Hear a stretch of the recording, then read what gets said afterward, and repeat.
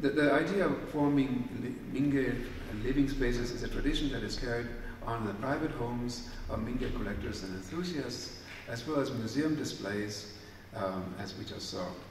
It's also no coincidence that the present collector, Jeffrey Montgomery, chooses to live in a life surrounded by Mingei objects.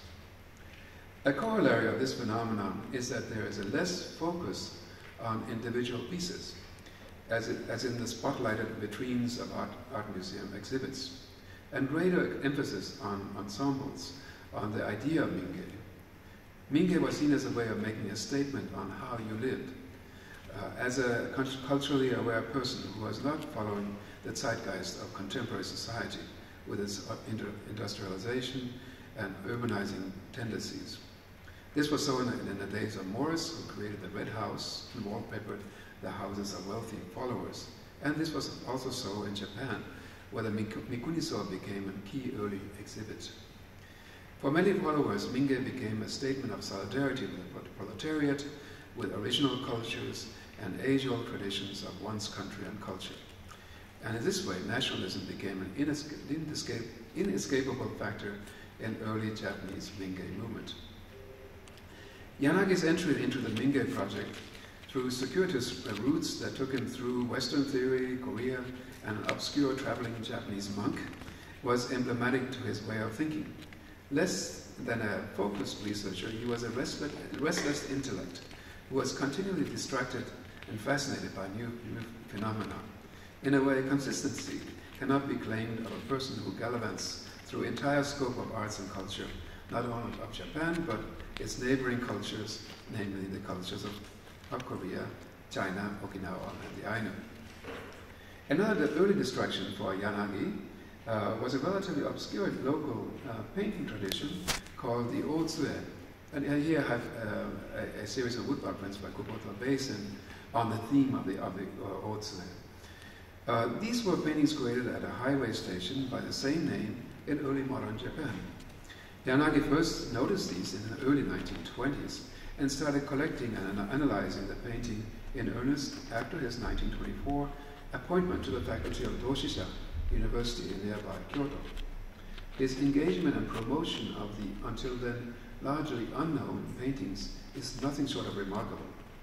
He published a book, The Beginnings of Otsue, Shoki Otsue, in 1929. He lectured on a topic on radio, Otsue no Hanashi, on Otsue, again in early 29, and exhibited in Kyoto an exhibition of Otsue again in the spring of 1929. In his book on folk art from a couple of years earlier, he describes Otsue as, let's see, I think I have it here. Sorry about that. Here we are. So the paintings not designed to be independent works, but rather mass-produced for practical use by people as souvenirs or offerings to the gods. I give the name folk paintings, and examples include Otsue. These paintings are rustic in style because they originate amongst the people. They were produced in large quantities for ordinary folk by anonymous craftsmen. I'll go back to this again. Sorry about that. In effect, the paintings became the perfect spokesman for Yanagi's Mingei concepts. As we will see below, he continued his promotion of these paintings in the USA during his stay here, initiating the collecting of the genre in the West. Now, Yanagi spent a very important and a very active year in 1929-1930 at Harvard, lecturing on Japanese art and organizing 2 exhibitions at the Fogg Museum. This trip, which started with travels throughout Europe with his friend and fellow Mingei promoter Hamada, was likely seen by him and his followers as a way to spread awareness of the Mingei movement to the West and thereby gain legitimacy for his ideas, both in the West as well as back within Japan. The various accomplishments during this time were to give him confidence and directions for his future actions after his return to Japan, and likely gave momentum to his project of creating a museum on the ideals of Mingei in Japan. The starts of the travel in Stockholm made a deep impression on the group. Yanagi was particularly fascinated by the Nordiska Museet in Stockholm. Established in 1873, it was the second museum in the world to devote itself entirely to folk traditions. The object of this museum was to gather every possible type of objects from the 16th century onwards, regardless of aesthetic appeal. The number displayed was a prodigious number. Presently, the museum houses 1.5 million objects, and many are shown in this church-like amphitheater we see here. It's not a church, it's actually a museum. It was built as a museum. The example of this museum left a deep impression and encouraged Yanagi in the planning of his own museum, both in how to display and how not to display objects. The goal of the trip, however, was the Harvard University, and he finally arrived in August 1929 in time for the autumn semester. His official title and position was assistant to Professor Langdon Warner, a connection that led to a lifelong friendship between the two men. A large folder of letters between the two is presently located in the collection of the Langdon Warner papers at the Harvard University's Horton Library. Langdon Warner, in turn, was the first curator of Asian art at the Harvard Fogg Museum.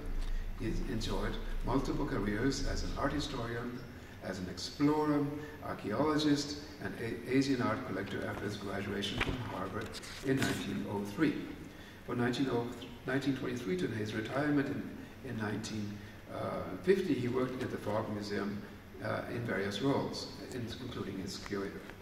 At the time, he was seen as one of the leading experts on Asian art in the West.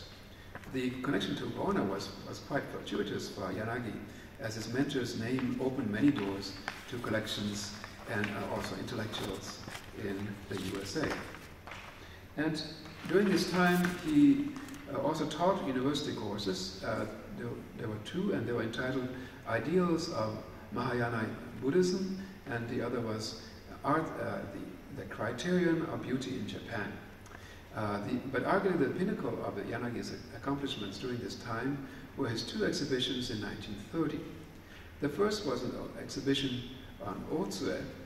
Let's see, I think I have this here. Here are some newspaper clippings from the time.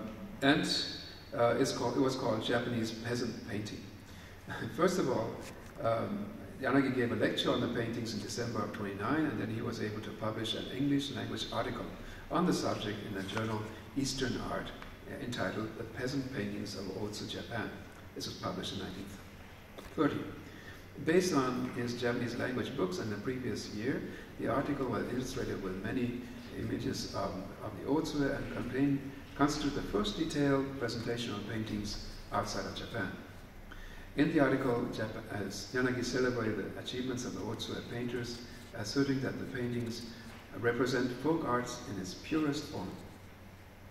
And then finally he curated in April to May the first exhibition of Otsu outside of Japan, 50 paintings at the Fogg Museums, using works from his private collection that he had brought with him in his suitcase. In his second exhibition, Yanagi introduced Mingei movement artists such as Hamada Shoji, Kawai Kanjiro, Tomimoto Kenkichi, Kamigamo Mingei Kyodan, and Bernard Leach as well, to the American public in an exhibition on Mingei artists. As it happened, they were all collaborators on the Mikuniso project. The exhibition has great importance as providing the first glimpses of Americans to the art history, the Mingei movements. So the year in the USA it was quite important. It was a testament to Yanagi's energy, his persuasive powers, and unrelenting focus. Through various formats, lectures, articles, exhibitions, and discussions with Warner and others, Yanagi was able to spread information on his movement, on the art that he included under the rubric Mingei, and on the contemporary artists who participated in his movement. In effect, a multi-directed and successful propaganda campaign to spread his idea to Western audiences and indirectly back to followers in Japan. Now, the Mingei-kan, or the prospectus for this was written in 1926, but it was no easy matter to build this large structure in the central part of Tokyo. Finally, 10 years later, in 1936, he succeeded in doing so. And inside they were able to show the various collections that they had gathered across Japan, for example, a tremendous Okinawa textile collection, which was surveyed by Professor Yanagi. This then became part of the legacy of the museum. The museum was stocked with the various objects that had been collected by Yanagi and his followers. A persistent problem was the definition of national culture. In effect, what are Japan folk crafts of the museum's title? Here, distinctions in historical context were disregarded in favor of overreaching ideals. Not only was this a problem with the nearby cultures then became incorporated into a Japanese whole, such as Manchuria, Okinawa, Ainu, and Korea, which was a problem that became exacerbated with the imperialistic ambitions of Japanese empire and its military adventures in the 30s and early 40s.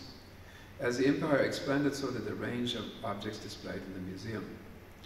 Commentators have said that there's some justification that the Mingei project became a tool in the projection of the Japanese empire, as, for example, a large part of China became incorporated into the empire and became exhibited in the Mingei-kan. Now, of course, we can say that there was a deep connection between Mingei and politics. The idea of Mingei was not just centered on the collecting and display of art or the re-evaluation of the so-called unknown craftsman, but contained a political agenda to change the understanding and meaning of the objects and their place of origin. The Korean objects in the display are a case in point, as Korea became part of the Japanese empire after an unwelcome takeover in 1910. The act of demonstrably including Korean art into the Mingei discourse of Japanese folk arts echoed the political background of this annexation. In fact, in many ways, the concept of Mingei may be better applied to the past before the lifetime of Yanagi, at a time when the older tradition of art production existed in the countryside. When applied to the present, Mingei becomes in many cases a self-conscious adaptation of sometimes ill-fitting ideals. Yet there is no denying the power of these ideals. A century later, Yanagi's ideas continue to inform the way that we think about Japanese art. Despite the inconsistencies and the problematic arguments, his ideas cannot be ignored by the serious student of Japanese art, especially when they lead to a remarkable collection of old and new Mingei art that we commemorate in this exhibition. Whether or not the works of art in the galleries fit into the theories of Mingei and those of Yanagi is questionable, but the power and innovations of the objects before us are undeniable. Whether or not the artists themselves are nameless or famous, whether or not the objects were made for the elite or the commoners, and regardless of the cultural origin, these are remarkable, arresting works of art that fully demand our attention. Thank you very much.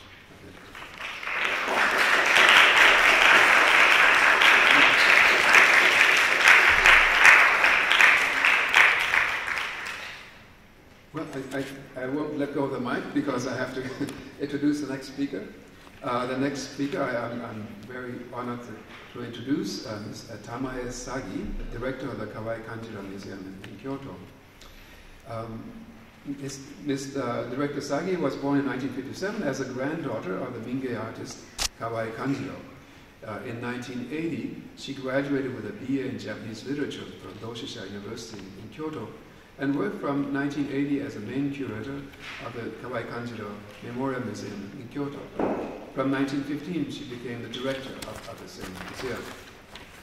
She has been very active as a speaker, as a curator, an author, and has written and co-written many books on the Mingei movements and as key artists, such as Kawai Kanjiro, Hamada Shoji, and others. Publications include Kawai Kanjiro no Uchiu, Yanagi Muneyoshi in Kyoto, Kawai Kanjiro Ten, the Kawai Kanjiro exhibition, Wasureji no Ki, and then in 2016, a monograph on Kawai Kanjiro issued by the Mainichi Shimbuncha. It's my pleasure to introduce the saga, please.